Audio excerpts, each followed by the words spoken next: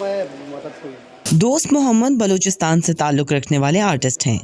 ان کی خوبصورت تصاویر میں بلوچستان کے پہاڑوں کی وسعت کو محسوس کیا جا سکتا ہے، لیکن آج سے پہلے ان کے لیے اسلام آباد میں اپنے فن پاروں کی نمائش کرنا آسان نہیں تھا۔ اس کی سادہ سی وجہ شہر میں سرکاری سرپرستی میں قائم کسی آرٹ گیلری کا فقدان تھا، لیکن اب ایسا نہیں ہے۔ یہ جو ایگزیبیشن ہے آرٹ اسکیپ نام سے، تو اس میں پوری جو کوئی ایک سیناریو ہے، اس میں وہ جو ایک ایٹماسفیئر ہے، ایک تنہائی ہے، کوئی ایک کرب ہے، تو وہ تمام چیزیں کوئی تھرو اسٹرکچرل جو فارم ہے اور پلس اور اس میں جو کوئی لائٹ کی جو ڈسپلے ہے اس چیز کا، اور پھر خاص کر یہ جو کام ہے میں نے سارا لیئرز بھی کیے ہوئے ہیں۔ گیلری میں ابتدائی طور پر امجد شاہین کی بنائی ہوئی پینٹنگز بھی رکھی گئی تھیں۔ امجد خیبر پختونخوا سے تعلق رکھنے والے ایسے آرٹسٹ ہیں جو پیشے کے لحاظ سے سرکاری ملازم تھے، لیکن وہ جبری طور پر لاپتہ افراد میں سے ایک ہیں۔ ان کے بیٹے بتاتے ہیں کہ ان کے والد کا پیغام اپنے فن کے ذریعے صرف امن پھیلانا تھا۔ میں خود تو آرٹسٹ نہیں ہوں، لیکن جو پینٹنگز اور فوٹوگرافی میرے والد صاحب نے کی ہے تو اس سے یہ ظاہر ہوتا ہے کہ وہ زندگی سے پیار کرنے والے انسان تھے، اور اپنے پینٹنگز کے ذریعے سے انہوں نے جو فطرت اور نیچر کی خوبصورتی ہے اس کے بارے میں اور جو امن ہے اس کا ایک پیغام دیا ہے اس میں۔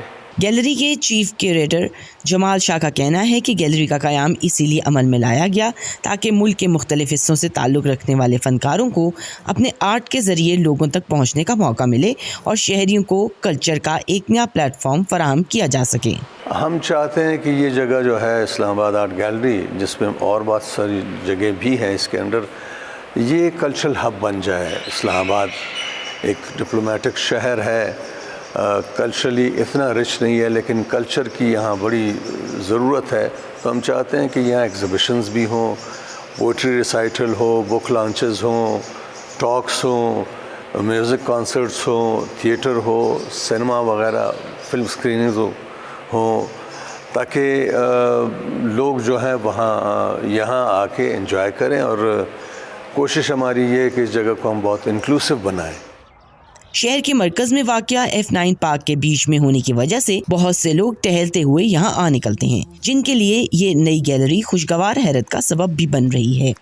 میرے خیال سے جو عام گیلریز ہیں ان کے نسبتاً یہاں پہ لوگ کیونکہ عام آدمی جو جن کا آرٹ سے کوئی وابستگی نہیں ہے، وہ لوگ بھی یہاں آ کے آرٹ سے ان کی انٹریکشن ہو رہی ہے، تو میرے خیال سے اس طرح کی ایکٹیویٹیز ہونی چاہیے، اور کیونکہ اس سے لوگوں کو ایک تو آرٹ کی طرف رغبت ہو رہی ہے۔ آرٹسٹ کے لیے جو کلچرل ہیریٹیج کے جو کام کرتے ہیں اور ان کو بہت کم اپرچونیٹیز ملتے ہیں ڈسپلے کرنے کے لیے، سو اس قسم کے جو جگہ ہے وہ اپرچونیٹی بڑھاتے ہیں، سو بہت اچھی بات ہے۔